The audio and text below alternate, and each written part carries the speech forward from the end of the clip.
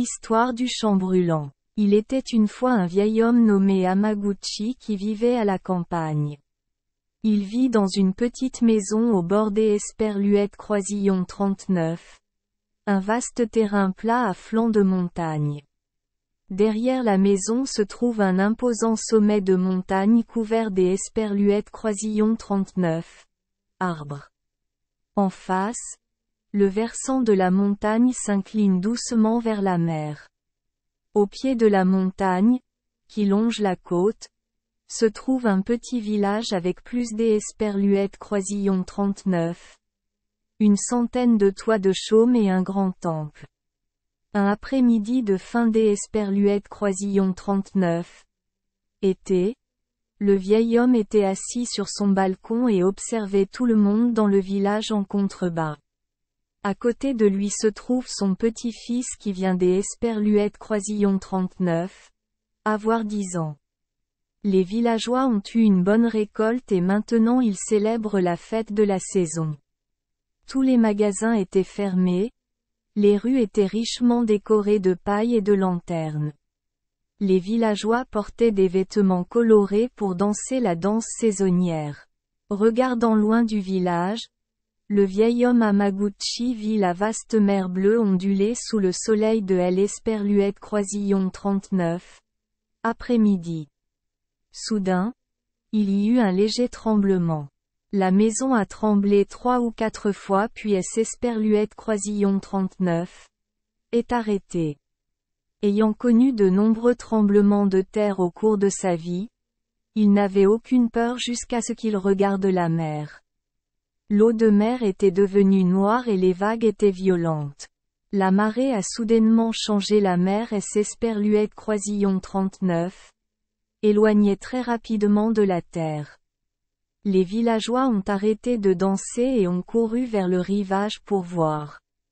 Aucun d'eux ne pouvait expliquer cet étrange incident, à l'exception du vieil homme sur la montagne. Il avait vu une scène similaire quand il était enfant. Il savait ce que ferait l'autre mer. Il est Esperluette Croisillon 39.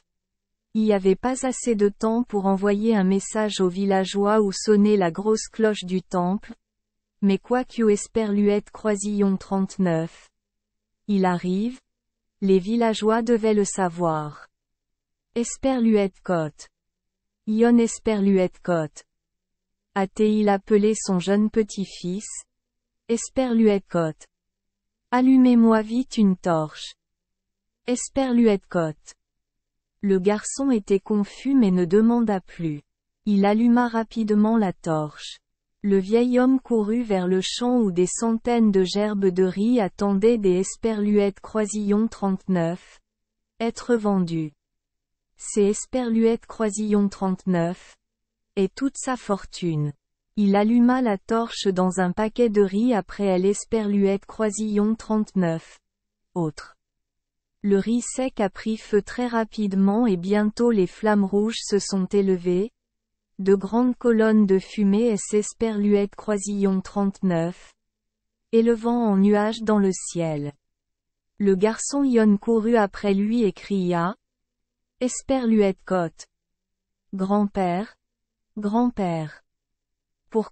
Pourquoi brûles-tu du riz? Esperluette Côte. Le vieil homme ne répondit pas. Il essaya juste de courir aussi vite que Esperluette Croisillon 39. Il le pouvait et alluma la torche sur un tas de riz après un autre. Une autre gerbe de riz.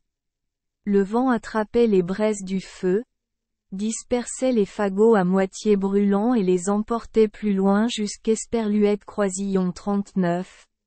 À ce que tout le champ forestier soit en feu. Le gardien du temple a vu le feu et a sonné la grosse cloche pour sonner l'Esperluette Croisillon 39. Alarme. À cette époque, au Japon, tout le monde devait participer à l'Esperluette Croisillon 39. Extinction des incendies lorsqu'Esperluette Croisillon 39. Il y avait un incendie. Alors lorsque les villageois ont vu les bottes de riz de Monsieur Hamaguchi en feu, ils ont commencé à courir pour sauver leur vie. Comme un groupe de fourmis, elles gravissent la montagne. Traditionnellement, les hommes, les femmes, les enfants, les garçons et les filles, même les enfants ou les femmes portant des enfants sur le dos, doivent participer à la lutte contre les incendies. Mais lorsqu'ils arrivèrent sur le terrain, il était trop tard. Le feu a brûlé tout le riz de la récolte exceptionnelle. Esperluette Côte. C'est Esperluette Croisillon 39. Et terrible Esperluette Côte. Ont-ils crié? Esperluette Côte. Pourquoi cela arrive-t-il? Esperluette Côte. Esperluette Côte. C'est Esperluette Croisillon 39. Et mon grand-père qui a l'Esperluette Croisillon 39. A fait. Esperluette Côte. Le garçon Ion a sangloté. Esperluette Côte. C'est Esperluette Croisillon 39. Et mon grand-père qui a l'Esperluette Croisillon 39. A fait. Esperluette Côte. Utiliser une torche. Pour brûler un paquet de riz après l'Esperluette Croisillon 39. Autre. Ton grand-père est devenu fou. Esperluette Côte. Les villageois regardèrent Hamaguchi sous le choc. Esperluette Côte. C'est Esperluette Croisillon 39. Et vous qui avez fait ça? Esperluette Côte. Esperluette Côte. Vous avez brûlé toute la rizière? Esperluette Côte. Esperluette Côte. Regardez la mer Esperluette Côte. Dit le vieil homme. Esperluette Côte. Vous comprendrez pourquoi quand vous la verrez. Esperluette Côte. Les villageois. Le village se retourna et regarda. Ils virent au loin un immense mur d'eau se diriger droit vers eux plus vite qu'un oiseau ne pourrait voler. C'est Esperluette Croisillon 39. Et cette mer qui revient. Les gens criaient mais leur voix était noyée dans un bruit plus fort que le tonnerre alors que le mur des Esperluette Croisillon 39. Au géant et Esperluette Croisillon 39. Écrasé contre la falaise. Les collines tremblaient et étaient englouties par l'écume. Lorsque le nuage d'écume s'est dissipé, les villageois ont constaté que la mer avait désormais englouti tout le village. D'énormes vagues de colère rugissaient et renversaient les toits des maisons.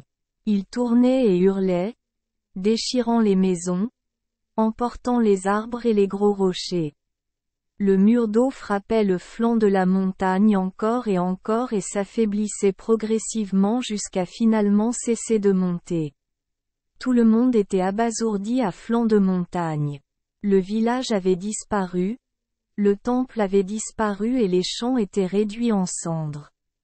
Il ne reste plus que des toits de paille flottant sur l'Esperluette Croisillon 39. Oh! Mais tout le monde, hommes, femmes et enfants, était en sécurité à flanc de montagne. Tout le monde comprenait pourquoi le vieil homme Hamaguchi avait fait ce que Esperluette Croisillon 39. Il avait fait. Et là, il se tenait parmi des gens aussi pauvres qu'eux. Les larmes au cœur, tout le monde s'est agenouillé pour remercier le gentil vieil homme.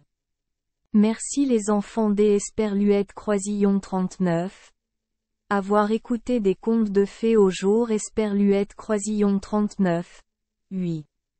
Espérons que les histoires apporteront aux enfants des moments heureux et significatifs. Si vous aimez notre chaîne, veuillez appuyer sur le bouton S Esperluette Croisillon 39. Abonner, pour ne manquer aucune histoire intéressante. Je vous souhaite une bonne nuit de sommeil et de beaux rêves. Rendez-vous dans la prochaine histoire.